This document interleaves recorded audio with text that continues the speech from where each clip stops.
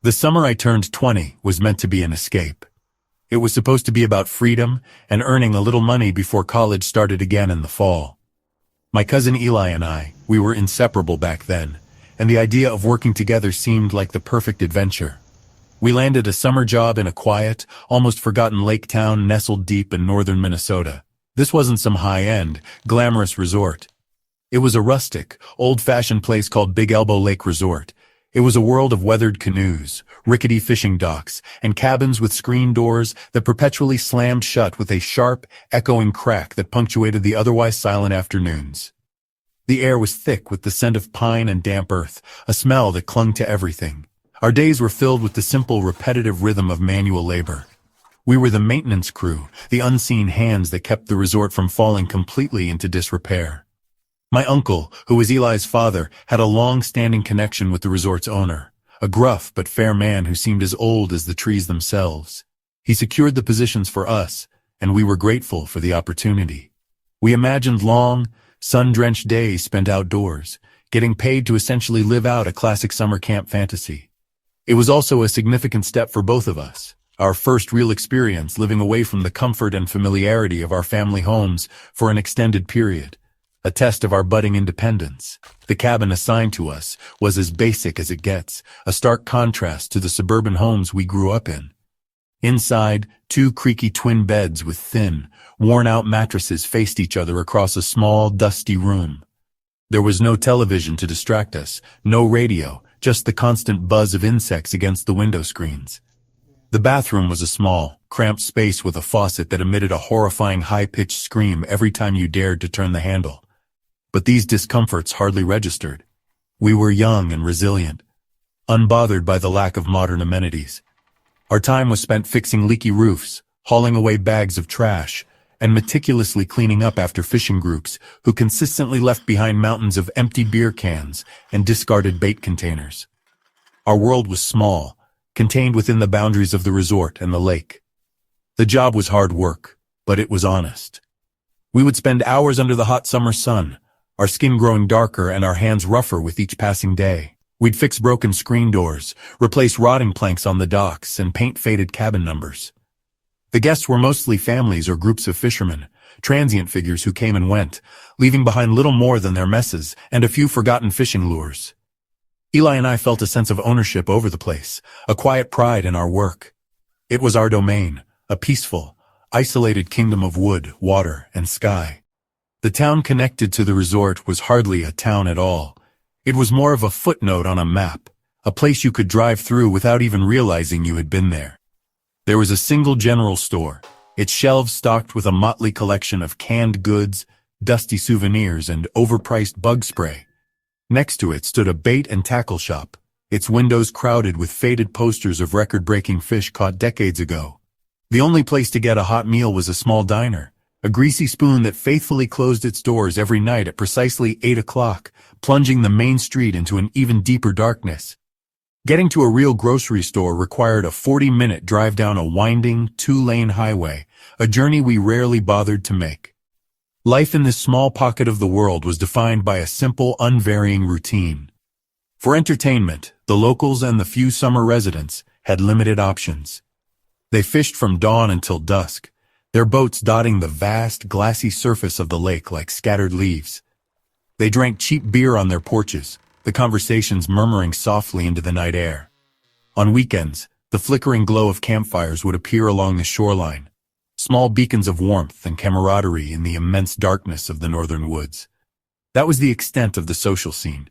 It was a life stripped down to its barest essentials, a quiet existence that felt both liberating and profoundly isolating. One particular Thursday night in the middle of July found Eli and me in our usual spot, after a long day's work. We were perched on the edge of the wooden dock that extended from the shore behind our small cabin, letting our legs dangle just above the dark, still water. The time was approaching 10 o'clock, and the sky had melted into a deep, velvety purple. It was that magical, transient moment after the sun has fully surrendered, but before the stars have claimed their territory in the night sky. We were sipping warm beers from red Solo cups, the taste metallic and familiar, and idly tossing small pebbles into the lake, watching the ripples expand and disappear into the blackness. The silence was profound, a heavy blanket that seemed to absorb all sound. It was a peaceful, contemplative quiet, the kind that can only be found far away from the noise of the city. We sat there for a long time, not speaking, just existing in the stillness of the northern Minnesota night. It was in this moment of perfect tranquility that Eli finally broke the silence. He turned to me, his expression serious in the dim light, and began to speak about something he had overheard from one of the older, more seasoned maintenance workers. A story, a rumor, that would unravel the peaceful fabric of our summer and drag us into a darkness we never knew existed. Our days settled into a predictable, almost hypnotic rhythm. We rose with the early morning mist that clung to the lake, the air still cool and damp against our skin. The work was demanding, and the sun was often relentless. We were ghosts in the machine of the resort, fixing what was broken before most guests even noticed it was amiss. A loose floorboard here, a clogged drain there. We replaced shattered window panes and patched up holes in screens torn by careless guests or curious wildlife. Our hands became calloused, etched with the fine lines of hard labor, our muscles aching with a satisfying weariness at the end of each day. We felt a strange sense of purpose in this simple physical existence.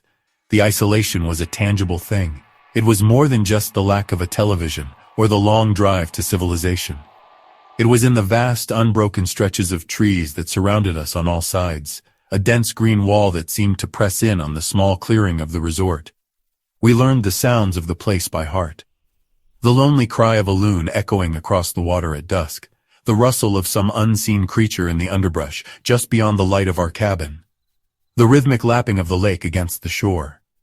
These sounds became the soundtrack to our summer, a constant reminder of how far we were from everything we had ever known.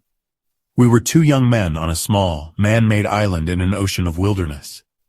Boredom was a constant companion, a quiet hum beneath the surface of our daily tasks. With our work usually done by late afternoon, we were left with long, empty hours to fill. Sometimes we would take one of the canoes out onto the lake, paddling until the resort was just a speck on the shoreline. We'd drift in the silence, watching the clouds crawl across the immense sky, feeling impossibly small. Other times, we would just sit on our porch, talking about nothing in particular, watching the sun dip below the tree line, painting the water in shades of orange and pink. The slow pace of life was a stark contrast to the frantic energy of our lives back home, and the novelty began to wear thin, leaving a residue of unease. We were living in a bubble, detached from the outside world. News came in delayed fragments from old newspapers left behind by guests or snippets of conversation overheard at the general store. Our world had shrunk to the size of Big Elbow Lake.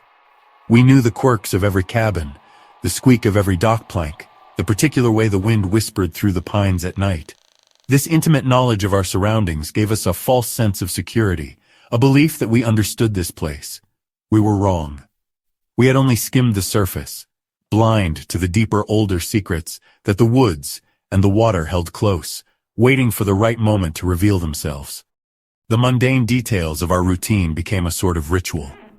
Every morning started with the scream of the bathroom faucet, a jarring alarm that jolted us into the day.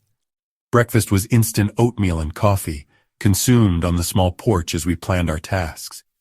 We hauled trash to the rusty dumpster at the edge of the property, a twice-weekly chore that filled the air with the sweet, cloying smell of decay. We learned to identify the resort's few permanent residents, the grizzled old fisherman in Cabin 3, the quiet couple who rented Cabin 7 every summer, and the handful of other staff who, like us, seemed to be hiding from something in the quiet solitude of the north.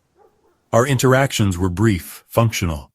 We'd exchange nods with guests, offer a quick "how's the fishing," and then move on. The real community was among the staff, a small, weary band of misfits. Conversations were sparse, centered on work, the weather, or complaints about the mosquitoes. There was an unspoken rule to not ask too many personal questions. Everyone had their reasons for being there, and it was considered polite to let those reasons remain buried. This shared silence created a strange bond between us, an understanding that we were all temporary inhabitants of a world that didn't quite belong to us, a place that tolerated our presence but never truly welcomed it. The woods were a constant presence, a silent observer to our daily lives. They were more than just a backdrop. They had a personality, a mood that shifted with the light. In the bright sun of midday, They felt benign, almost inviting. But as evening approached, their character changed. The shadows deepened, stretching out like long, dark fingers reaching for the resort. The trees seemed to huddle closer together, their branches intertwining to form an impenetrable wall of blackness. A walk just a few feet from the cleared areas of the resort felt like stepping into another world, one where the air was cooler, the light was dimmer, and the silence was heavier. This feeling of being watched became a low-grade, persistent hum in the back of our minds. It was easy to dismiss during the day, to chalk it up to an overactive imagination fueled by isolation. But at night, it was harder to ignore. Lying in our creaky beds, listening to the unfamiliar sounds of the darkness, the feeling would return. It felt as if the forest itself was holding its breath, waiting. We didn't know what it was waiting for. We just knew that our simple, boring routine was a fragile shield against something immense and ancient that lived just beyond the edge of the light, something that had been there long before the resort was built, and would remain long after it was gone. That particular Thursday night in mid-July found Eli and me in our usual spot after a long day's work. We were perched on the edge of the wooden dock that extended from the shore behind our small cabin, letting our legs dangle just above the dark, still water. The time was approaching 10 o'clock, and the sky had melted into a deep, velvety purple. It was that magical, fleeting moment after the sun has fully surrendered, but before the stars have claimed their territory in the night sky. We were sipping warm beers from red solo cups, the taste metallic and familiar, and idly tossing small pebbles into the lake, watching the ripples expand and disappear into the blackness. The air was heavy and motionless, a perfect northern stillness that felt both serene and, honestly, deeply isolating. It was in this profound quiet that Eli chose to speak. He shifted his weight on the weathered planks of the dock, the old wood groaning softly in protest. His voice, when it came, was lower than usual, cutting through the silence with a newfound gravity. He told me about a conversation he'd had earlier that day with one of the older maintenance workers, a quiet, wiry man named Dale, who had been at the resort for years. Dale was a man of few words, so when he spoke, people tended to listen. Eli recounted the story, his words measured and deliberate, his gaze fixed on the dark tree line across the lake, as if the story itself resided there. "There's a trail past the boat shed," he said, his voice barely a murmur. He pointed vaguely with his beer cup toward the dark mass of buildings near the edge of the resort property. "Way back behind the canoes, past where the trees start getting dense." He paused, just letting the words hang in the humid air between us. One of the guys said, "If you follow it long enough, you'll find this clearing." The casual way he said it was at odds with the serious look on his face. He seemed to be testing the words, seeing how they sounded in the vast emptiness of the night. I took a slow sip of my beer, the familiar bitterness doing little to cut through the sudden tension. The idea of a hidden trail wasn't surprising. The woods were full of them, old logging paths and animal tracks that crisscrossed the entire region. I raised an eyebrow, my skepticism a reflexive defense against the strange tone in his voice. "So?" I asked, trying to sound unimpressed. The single word was an invitation for him to either drop it or elaborate. For a moment I thought he would laugh it off, but instead he leaned forward slightly, the faint light from a distant cabin window catching the unease in his eyes. He was hooked on this story, and he was about to pull me in with him. Eli's focus remained unbroken, his eyes still locked on the distant dark woods. He ignored my dismissive tone, his own voice dropping to an even more conspiratorial level. "He said there's something weird about it," he continued, the words tumbling out a little faster now. "Like, people go out there and feel off, like they're being watched." The phrase hung in the air, a classic campfire story trope, yet the way Eli delivered it felt different. It wasn't a joke or a spooky tale meant to entertain. It was a genuine relaying of a warning, a piece of local folklore that the other workers seemed to take seriously. The image it conjured was potent, a lonely spot in the woods that held some kind of malevolent awareness. I let out a short, incredulous laugh, the sound feeling loud and out of place in the deep silence of the night. "That's just the woods, man," I said, trying to inject a dose of rationality into the conversation. But Eli didn't smile back. He didn't even seem to register my attempt at logic. He took a long swallow of his beer before speaking again, as if steeling himself. "He also said the animals stay away from it," Eli added, his voice barely above a whisper.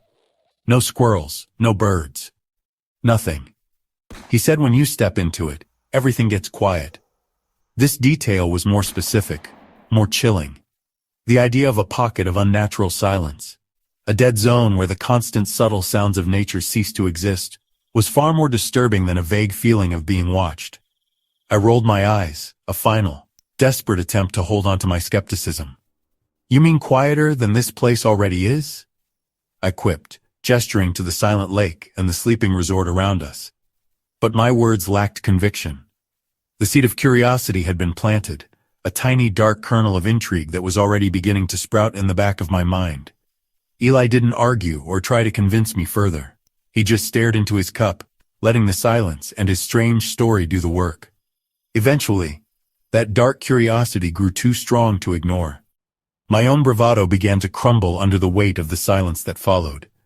The night, which had felt peaceful just moments before, now seemed charged with a new unspoken tension. The gentle lapping of the water against the dock posts sounded less like a lullaby and more like a hushed, repetitive secret. Eli's story, as ridiculous as it sounded, had managed to reframe our peaceful isolation into something more sinister. I found myself glancing over my shoulder toward the dark woods behind our cabin, half expecting to see something staring back. The power of suggestion was a potent force, especially in a place so far removed from the logical, well-lit world we were used to. Eventually, I was the one to break the silence. The desire to see this place for myself, to prove it was nothing more than an overgrown patch of dirt, began to outweigh my apprehension. It was a challenge, a dare to my own courage. "You want to go see it?" I asked, the question coming out more confidently than I felt. I immediately regretted it, but the words were already out, hanging between us like a thrown gauntlet. It was a pivotal moment, a fork in the road of our quiet summer. We could either dismiss the story and go to bed, or we could step off the path and into the unknown. Eli looked up at me, his eyes wide in the gloom.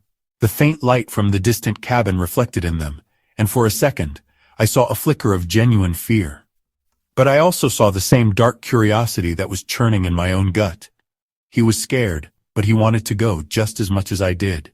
"Now?" he asked, his voice a dry rasp. The single word was filled with a mixture of excitement and dread. Going now, in the dead of night, armed with nothing but cheap flashlights and liquid courage, was a terrible and incredibly tempting idea. It was exactly the kind of reckless decision that only 20-year-olds on their own for the first time would make. "Why not?" I replied, forcing a casual shrug. The decision was made. The thrill of the forbidden, the pull of the mystery. It was too strong to resist. We were young and felt invincible, operating under the foolish assumption that the world held no real dangers that we couldn't handle. We drained the last of our warm beers, the act feeling like a final toast to our ignorance. A silent pact was sealed on that dock. We would venture into the darkness, chasing a ghost story into the heart of the woods. We had no idea that we weren't just chasing a story. We were walking toward something that was waiting to be found. We armed ourselves for the expedition as if preparing for a serious trek, though our supplies were meager. We grabbed our heavy-duty flashlights from the cabin, their metal casings cold and solid in our hands, and a second round of warm beers, a foolish attempt to carry our earlier bravado with us into the encroaching darkness. With our flimsy provisions secured, we made our way toward the boat shed. No moon graced the sky that night, leaving a thick, inky blackness that swallowed the landscape whole. The familiar shapes of the resort were reduced to vague, menacing silhouettes against a starless canvas. Our world shrank to the trembling circles of light cast by our flashlights, two lonely orbs cutting through an oppressive, absolute dark that felt ancient and alive. The trail, if one could even call it that, was barely there. It was less a path and more a suggestion of one, a faint parting in the dense undergrowth behind the canoe racks. As soon as we stepped past the last vestiges of the resort, the woods closed in around us. The air grew immediately cooler, heavy with the scent of damp earth and decaying leaves. Branches, like skeletal fingers, clawed at our jeans and snagged our shirts, their touch feeling unnervingly deliberate. Fireflies blinked erratically in the deep gloom, their fleeting, cold light offering no comfort, only serving to emphasize the vast, impenetrable darkness that lay just beyond our flashlight beams. They were like scattered silent sparks in a void. For the first 15 minutes or so, we tried to maintain a sense of normalcy. We walked with a forced confidence, our voices a little too loud in the stillness.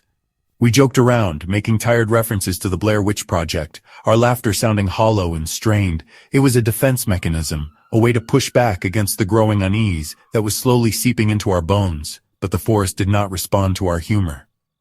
It simply absorbed our voices, our nervous energy, and gave back only a profound, watchful silence. The deeper we walked, the less we spoke, our weak attempts at levity dying on our tongues as the true nature of the place began to assert itself. Slowly, inevitably, we both fell completely quiet. The only sounds were the rhythmic crunch of our own footsteps on the dry leaves and twigs underfoot, and the soft, anxious click of Eli's flashlight switch as he compulsively checked the strength of its beam. It was then that we became aware of a change. It wasn't something we saw or heard, but something we felt. Or rather, something we stopped hearing. The constant, subtle symphony of the nighttime woods had vanished. There were no crickets, no rustling of small animals in the brush, no distant call of a night bird. Even the wind seemed to have died, leaving the leaves on the trees hanging in a state of perfect, unnatural stillness. The silence was a physical presence. It pressed in on us from all sides, a suffocating blanket that muted the world. It was a dead quiet, an absolute void of sound that felt fundamentally wrong.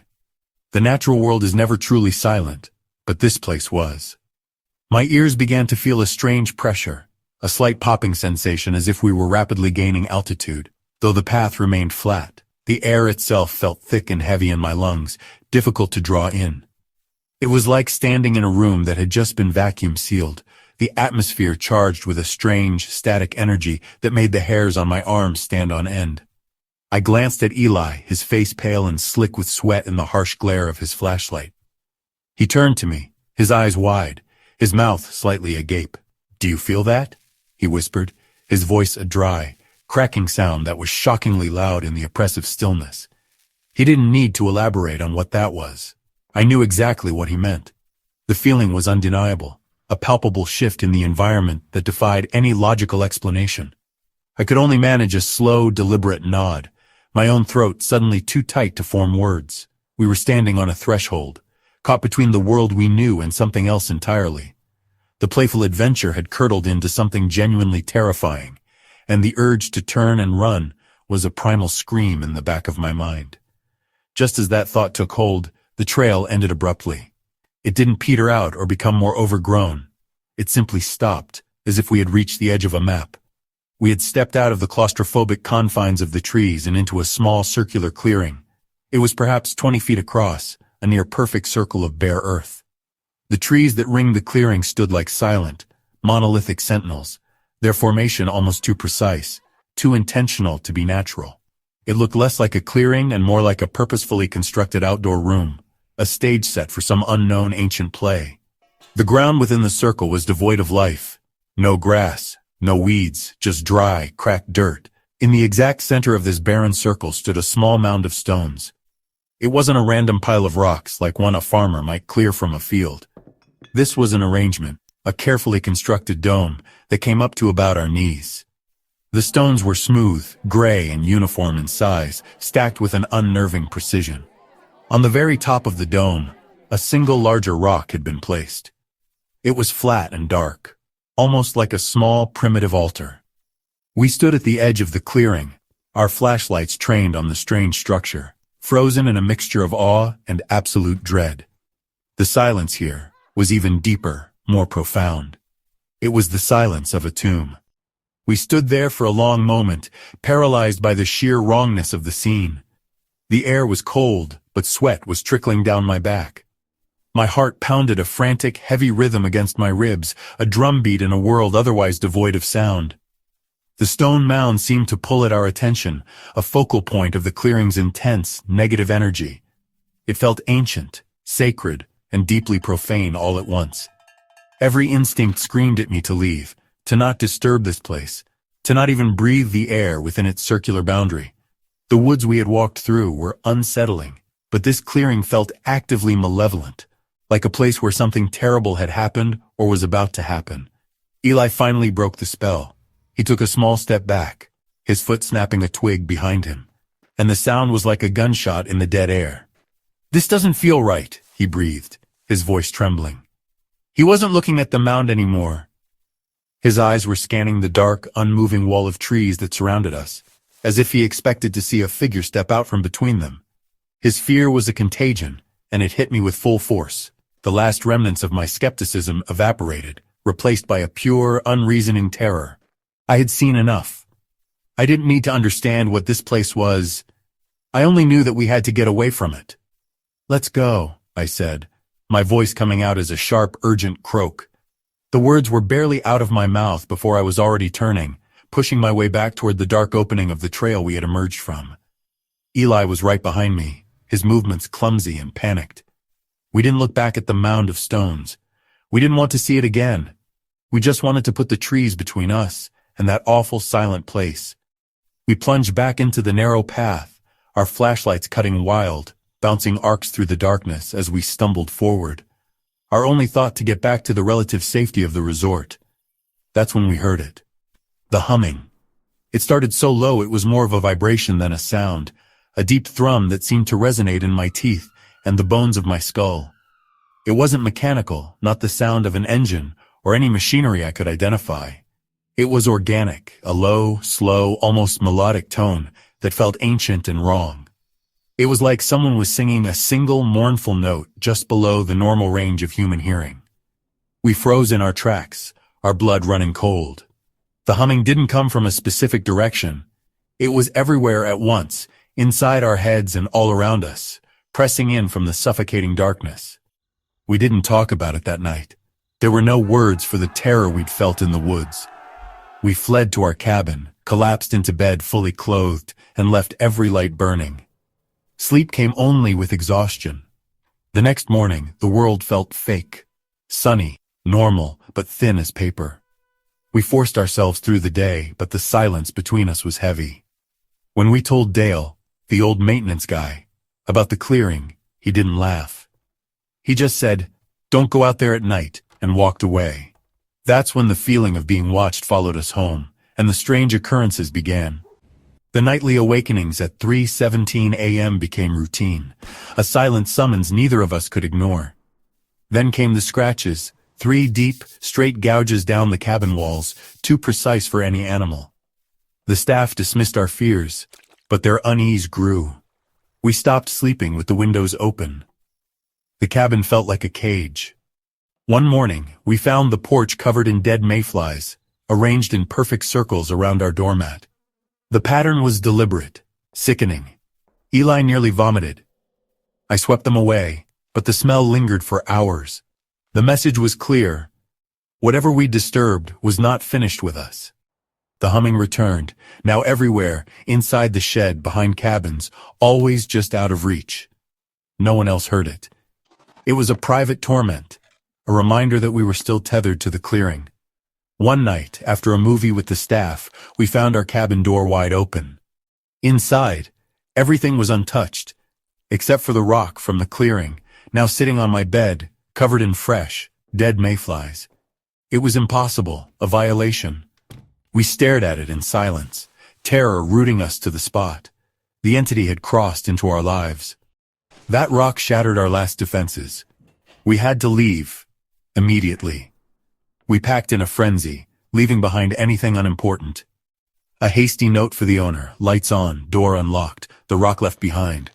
We ran to Eli's car and sped away, not daring to look back. In the rear view, the cabin looked peaceful, but we knew better.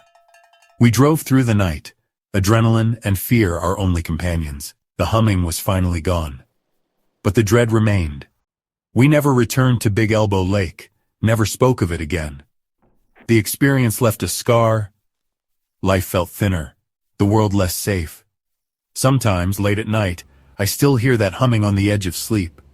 The fear is dull now, but constant. A reminder that some places are best left alone.